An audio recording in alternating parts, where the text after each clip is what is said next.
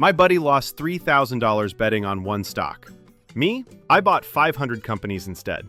Same price, way more sleep. In this video, we're breaking down the pros and cons of stocks versus ETFs, and if you stick around, it might just save your portfolio. All right, let's get started.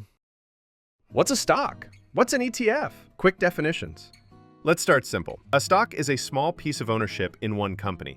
When you buy a stock, you're betting that specific company will grow and make you money. An ETF, or exchange-traded fund, is like a basket holding many different stocks. Instead of betting on just one company, you're spreading your money across dozens or even hundreds.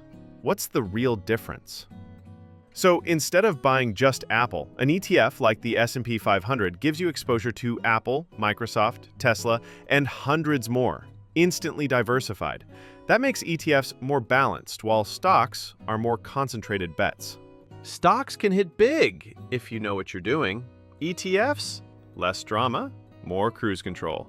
Pick your play. Just know the rules of the table. Pros and cons of stocks. Pros: higher upside if you pick a winner. More control over your portfolio. Can feel exciting, like betting on your favorite team. Cons: riskier. One bad earnings report can tank your gains. Hard to research and keep up with every company. Emotional roller coaster. Panic selling, FOMO, etc. Pros and cons of ETFs. Pros: built-in diversification. Lower risk than individual stocks. Passive. Great for long-term growth. Lower fees and easy to automate. Cons: slower gains. You own both winners and losers. Less control or excitement. Still affected by market downturns. Sure, ETFs won't make you rich overnight, but neither will panic selling Tesla after one tweet. Even though you won't triple your money overnight with ETFs, that's kind of the point. What's better for you?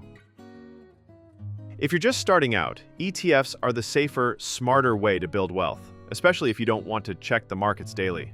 But if you love business, have time to research, and are okay with risk, adding a few high-potential stocks can supercharge returns. ETFs give you stability. Stocks give you opportunity. The real flex, knowing how to use both.